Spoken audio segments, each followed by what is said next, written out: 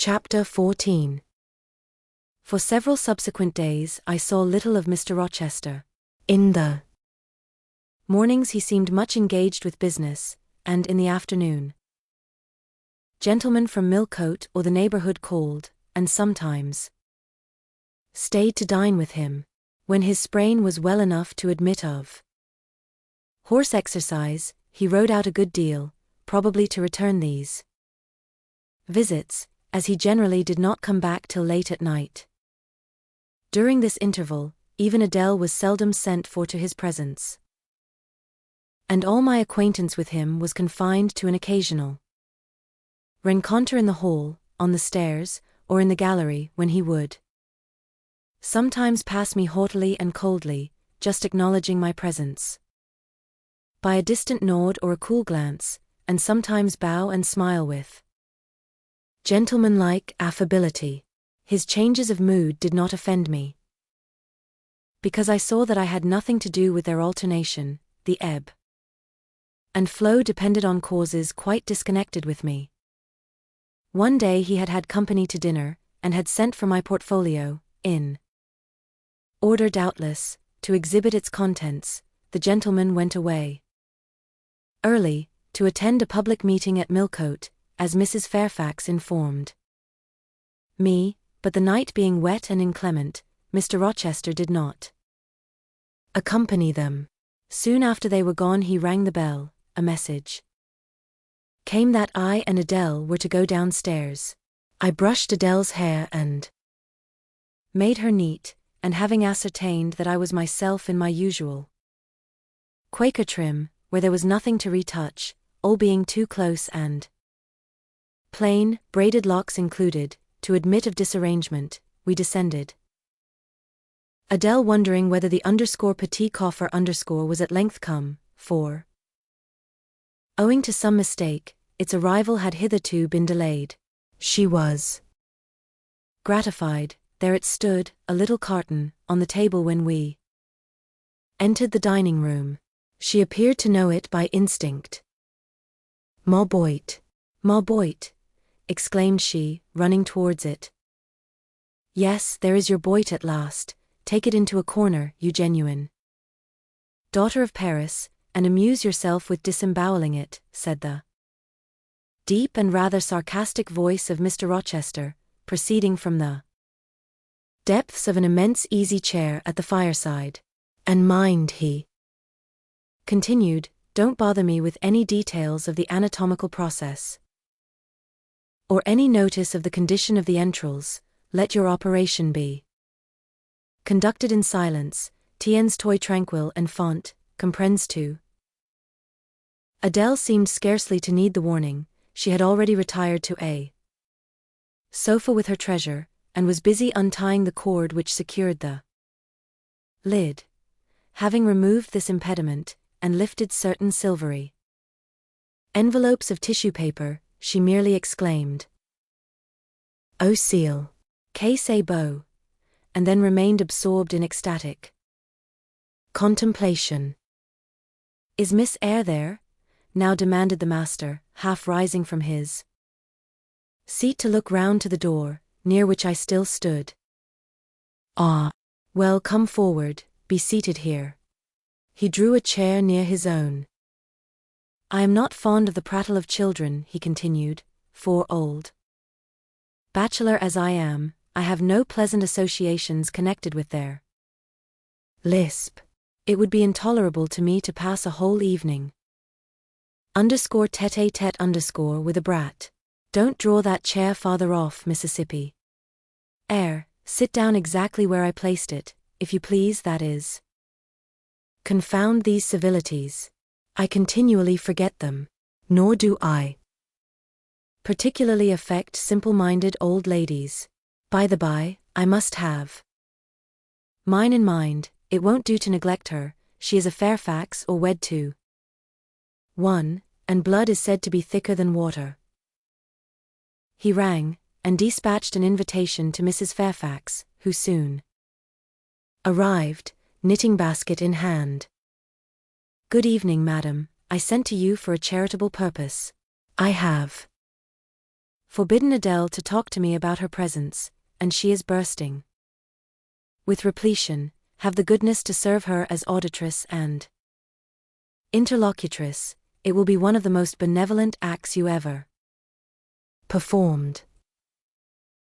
Adele, indeed, no sooner saw Mrs. Fairfax than she summoned her to her sofa, and there quickly filled her lap with the porcelain, the ivory, the waxen contents of her boit, pouring out, meantime, explanations and raptures in such broken English as she was mistress of. Now I have performed the part of a good host, pursued Mr. Rochester. Put my guests into the way of amusing each other, I ought to be at liberty to attend to my own pleasure. Miss Eyre, draw your chair still a little farther forward, you are yet too far back, I cannot see you. Without disturbing my position in this comfortable chair, which I have no mind to do. I did as I was bid, though I would much rather have remained somewhat in the shade, but Mr. Rochester had such a direct way of giving orders. It seemed a matter of course to obey him promptly. We were, as I have said, in the dining room. The lustre which had been lit for dinner filled the room with a festal breadth of light. The large fire was all red and clear, the purple curtains hung rich and ample before the lofty window and loftier arch. Everything was still, save the subdued chat of Adele. She dared not speak loud, and filling up each pause, the beating of winter rain against the panes. Mr. Rochester, as he sat in his damask-covered chair, looked different to what I had seen him look before, not quite so stern, much less gloomy. There was a smile on his lips, and his eyes sparkled, whether with wine or not, I am not sure, but I think it very probable. He was, in short, in his after-dinner mood, more expanded and genial, and also more self-indulgent than the frigid and rigid temper of the morning. Still he looked preciously grim, cushioning his massive head against the swelling back of his chair, and receiving the light of the fire on his granite-hewn features, and in his great dark eyes, for he had great, dark eyes, and very fine eyes too, not without a certain change in their depths sometimes, which, if it was not softness, reminded you at least of that feeling. He had been looking 2 minutes at the fire, and I had been looking the same length of time at him, when turning suddenly, he caught my gaze fastened on his physiognomy. You examine me, Miss Eyre, said he. Do you think me handsome? I should, if I had deliberated, have replied to this question by something conventionally vague and polite, but the answer somehow slipped from my tongue before I was aware. No, sir. Ah, by my word. There is something singular about you, said he. You have the air of a little non-net quaint, quiet, grave, and simple. As you sit with your hands before you, and your eyes generally bent on the carpet, except by the by, when they are directed piercingly to my face, as just now for instance, and when one asks you a question or makes a remark to which you are obliged to reply, you rap out a round rejoinder, which, if not blunt, is at least brusque. What do you mean by it? Sir, I was too plain, I beg your pardon. I ought to have replied that it was not easy to give an impromptu answer to a question about appearances, that tastes mostly differ, and that beauty is of little consequence, or something of that sort. You ought to have replied no such thing. Beauty of little consequence. Indeed. And so, under pretense of softening the previous outrage of stroking and soothing me into placidity, you stick a sly penknife under my ear. Go on, what fault do you find with me, pray? I suppose I have all my limbs and all my features like any other man. Mr. Rochester, allow me to disown my first answer. I intended no pointed repartee, it was only a blunder. Just so, I think so, and you shall be answerable for it. Criticize me. Does my forehead not please you? He lifted up the sable waves of hair which lay horizontally over his brow, and showed a solid enough mass of intellectual organs, but an abrupt deficiency where the suave sign of benevolence should have risen. Now, ma'am, am I a fool? Far from it, sir. You would perhaps think me rude if I inquired in return whether you are a philanthropist. There again. Another stick of the penknife, when she pretended to pat my head, and that is because I said I did not like the society of children and old women, low be it spoken. No, young lady, I am not a general philanthropist, but I bear a conscience, and he pointed to the prominences which are said to indicate that faculty, and which, fortunately for him, were sufficiently conspicuous, giving indeed a marked breadth to the upper part of his head, and besides I once had a kind of rude tenderness of heart. When I was as old as you, I was a feeling fellow enough, partial to the unfledged, unfostered, and unlucky, but fortune has knocked me about since. She has even kneaded me with her knuckles, and now I flatter myself I am hard and tough as an India rubber ball, pervious though, through a chink or two still, and with one sentient point in the middle of the lump.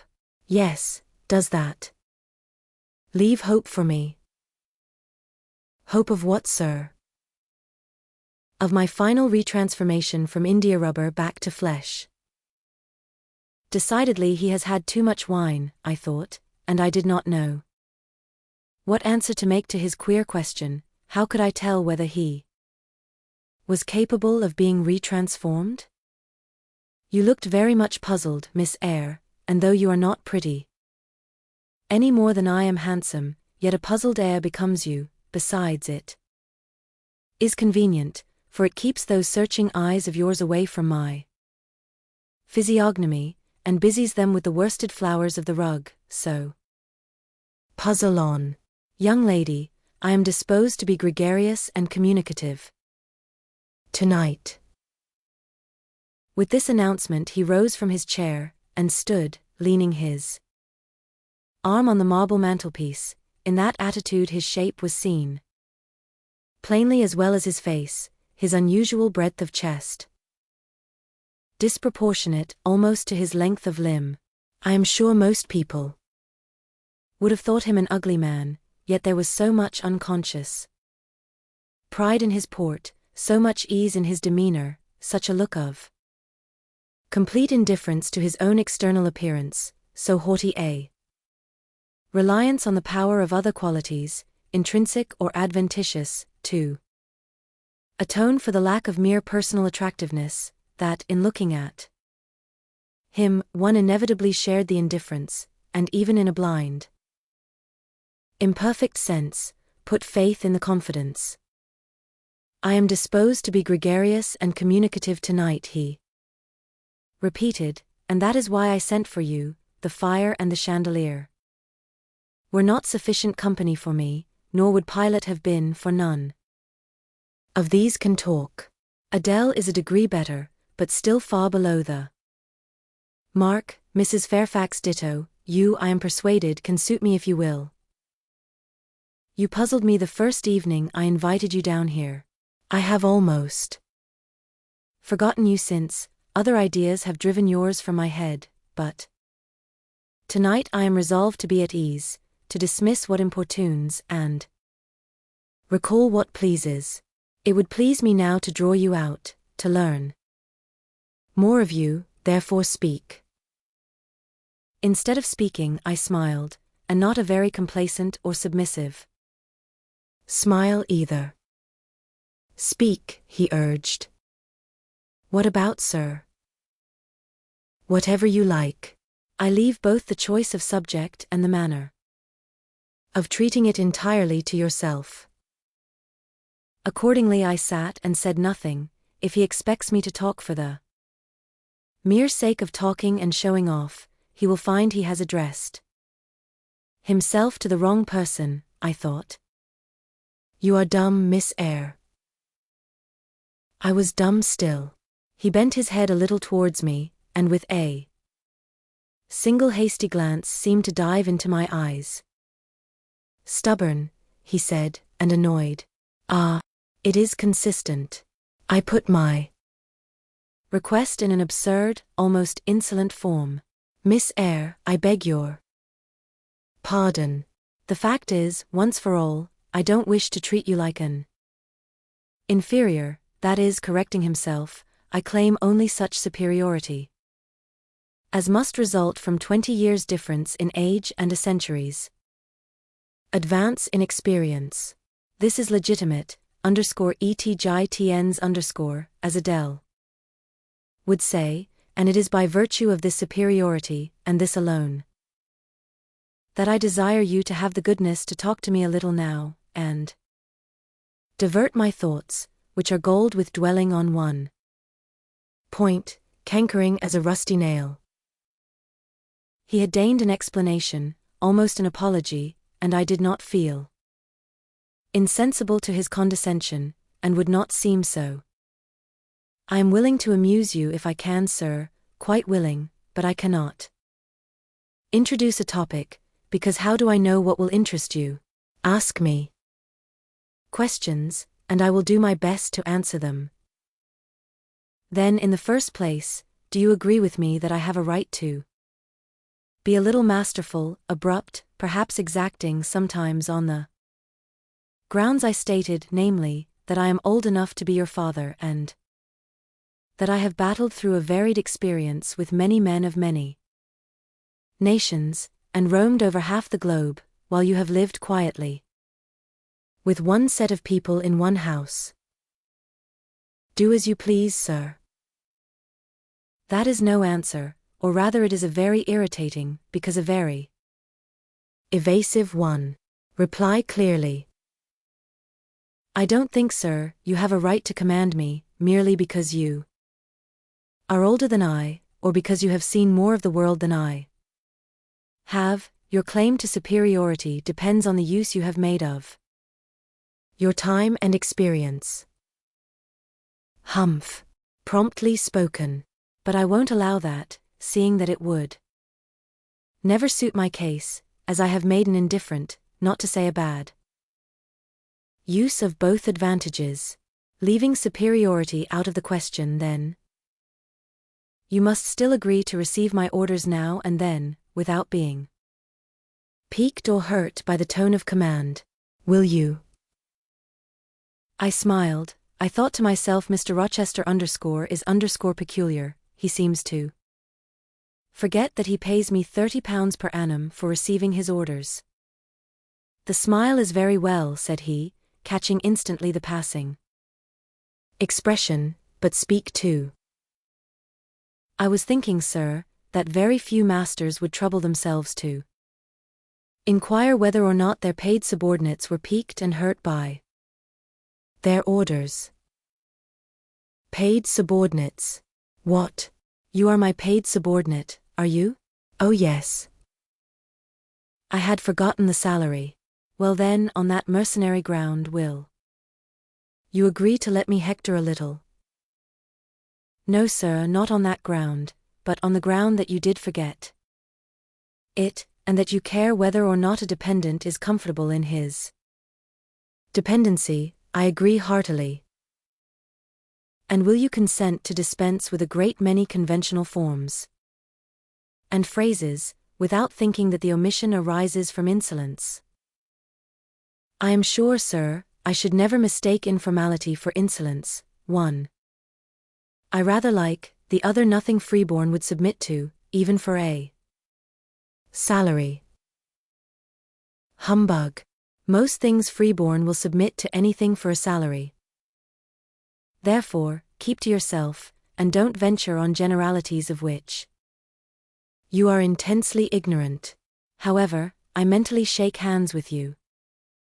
For your answer, despite its inaccuracy, and as much for the manner in which it was said, as for the substance of the speech, the manner was frank and sincere. One does not often see such a manner, no, on the contrary, affectation, or coldness, or stupid, coarse-minded misapprehension of one's meaning are the usual rewards of candor.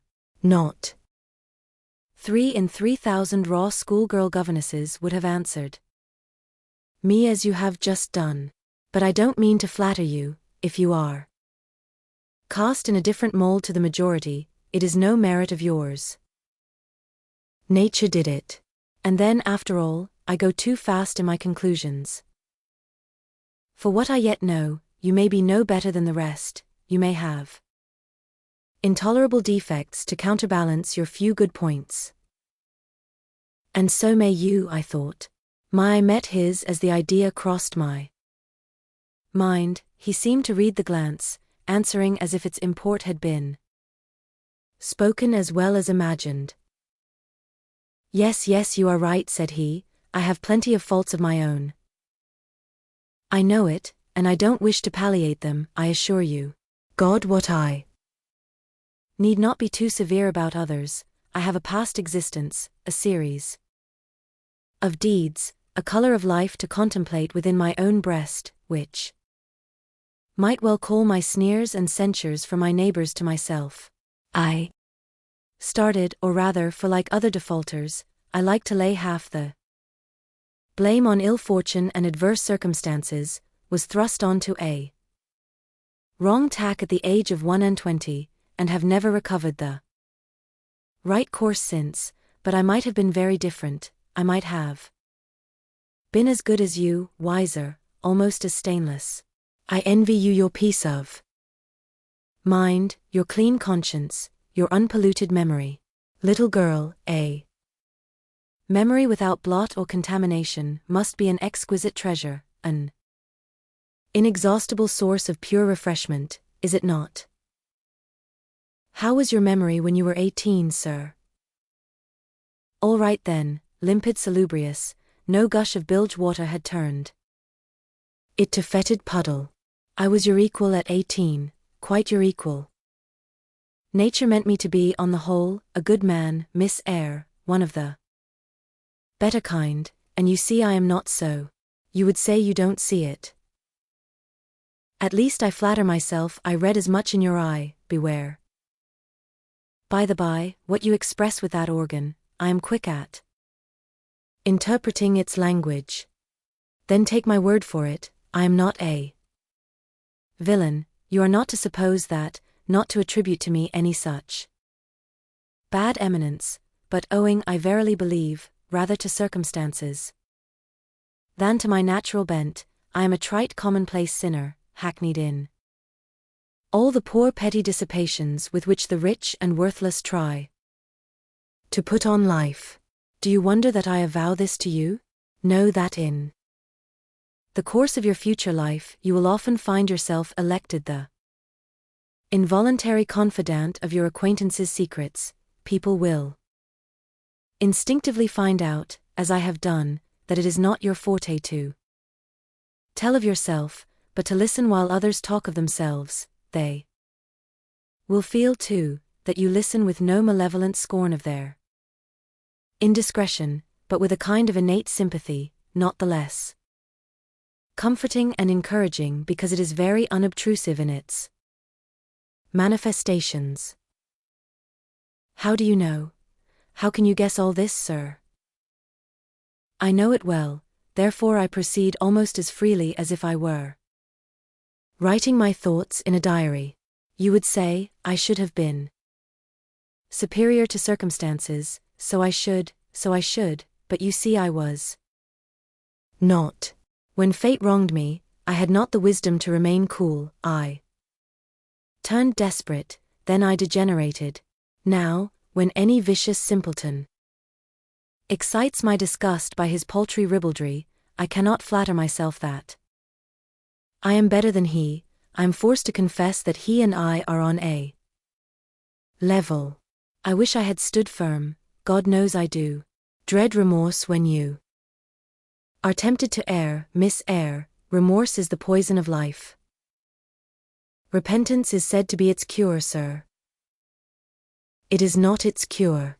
Reformation may be its cure, and I could reform. I have strength yet for that, but where is the use of thinking of it? Hampered, burdened, cursed as I am? Besides, since happiness is irrevocably denied me, I have a right to get pleasure out of life, and will get it, cost what it may. Then you will degenerate still more, sir. Possibly, yet why should I, if I can get sweet, fresh pleasure? And I may get it as sweet and fresh as the wild honey the bee gathers on the moor. It will sting, it will taste bitter, sir. How do you know? You never tried it. How very serious, how very solemn. You look, and you are as ignorant of the matter as this cameo head. Taking one from the mantelpiece. You have no right to preach to me. You neophyte, that have not passed the porch of life, and are absolutely unacquainted with its mysteries.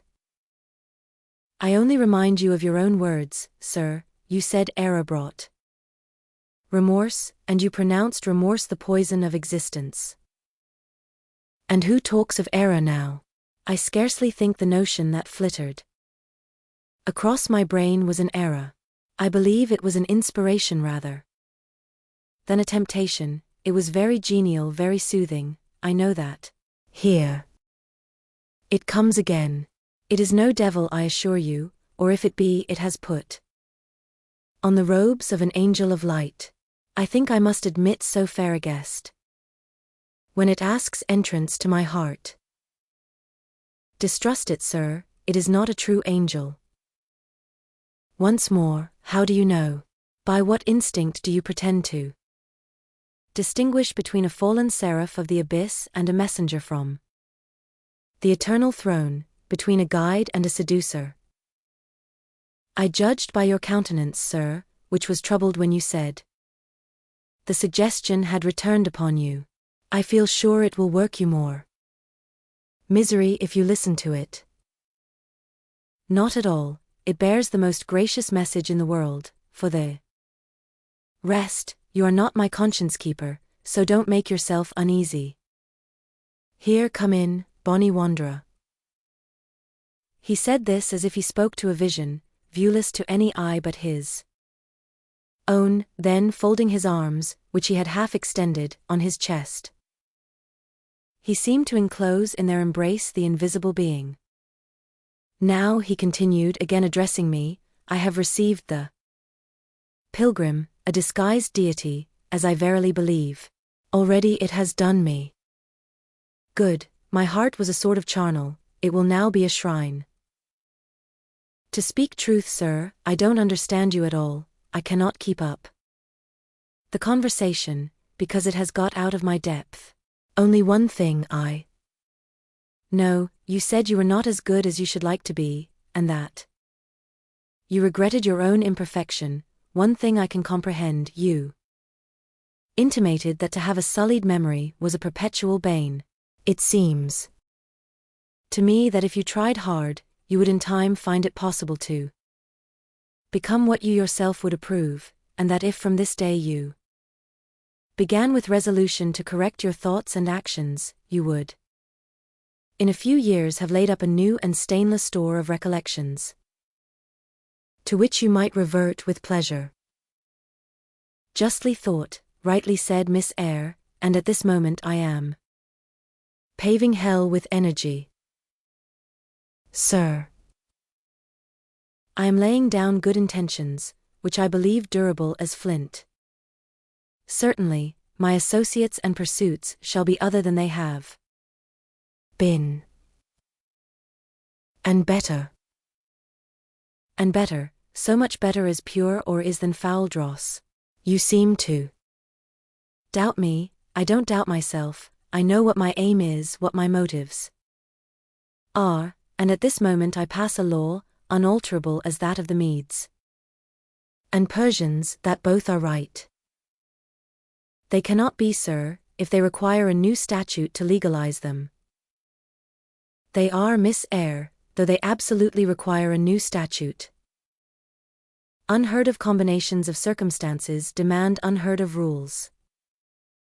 That sounds a dangerous maxim, sir, because one can see at once that it is liable to abuse.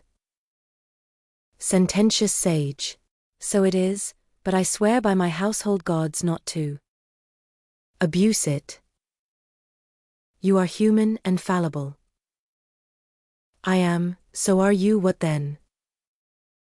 The human and fallible should not arrogate a power with which the divine and perfect alone can be safely entrusted. What power? That of saying of any strange unsanctioned line of action, let it be right. Let it be right, the very words, you have pronounced them.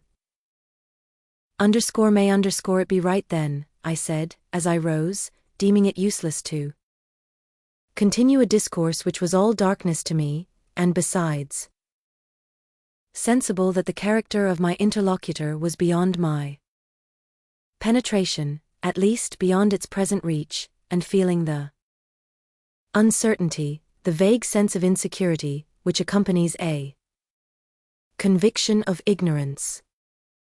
Where are you going? To put Adele to bed. It is past her bedtime. You are afraid of me, because I talk like a SBHYNX. Your language is enigmatical, sir, but though I am bewildered, I am certainly not afraid.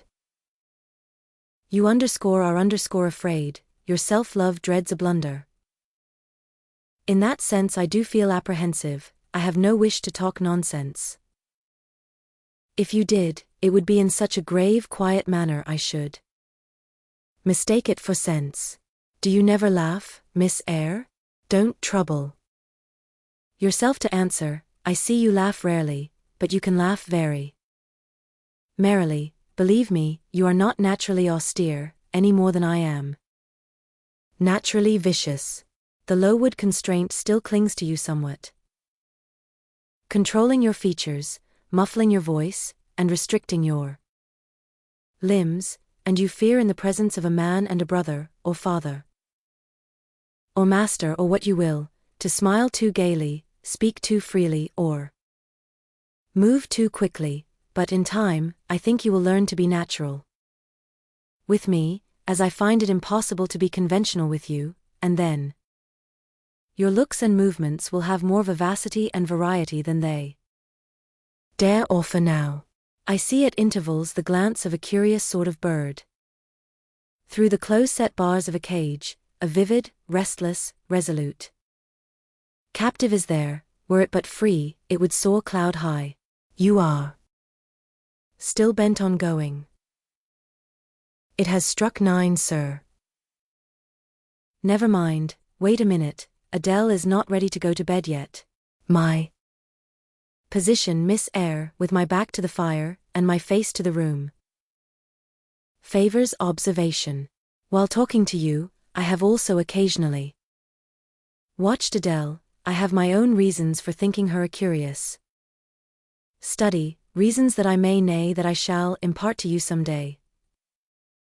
She pulled out of her box, about 10 minutes ago, a little pink silk frock. Rapture lit her face as she unfolded it, coquetry runs in her blood, blends with her brains, and seasons the marrow of her bones. Faut que j'aille, cried she, et l'instant même, and she rushed out of the room. She is now with Sophie, undergoing a robing process. In a few minutes she will re-enter, and I know what I shall see, a miniature of Céline Varens, as she used to appear on the boards at the rising of, but never mind that. However, my tenderest feelings are about to receive a shock, such is my presentiment. Stay now to see whether it will be realized. Ere long, Adele's little foot was heard tripping across the hall. She entered, transformed as her guardian had predicted. A dress of rose-colored satin, very short, and as full in the skirt as it could be gathered, replaced the brown frock she had previously worn. A wreath of rosebuds circled her forehead, her feet were dressed in silk stockings and small white satin sandals. "Est-ce que ma robe va bien?" cried she, bounding forwards. "Miss Souliers?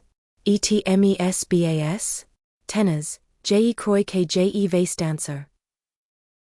And spreading out her dress, she chassed across the room till, having reached Mr. Rochester, she wheeled lightly round before him on tiptoe, then dropped on one knee at his feet, exclaiming, "Monsieur, je vous remercie mille fois de votre bonté." Then rising, she added, "C'est comme cela que maman faisait, et ne sais pas, monsieur?" "Precise ly," was the answer, and comme cela she charmed my English gold out of my British breeches pocket. I have been green too, Miss Eyre, aye, grass green, not a more vernal tint freshens you now than once freshened me. My spring is gone, however, but it has left me that French floweret on my hands, which in some moods I would fain be rid of, not valuing now the root whence it sprang, having found that it was of a sort which nothing but gold dust could manure. I have but half a liking to the blossom, especially when it looks so artificial as just now. I keep it and rear it rather on the Roman Catholic principle of expiating numerous sins, great or small, by one good work. I'll explain all this some day. Good night.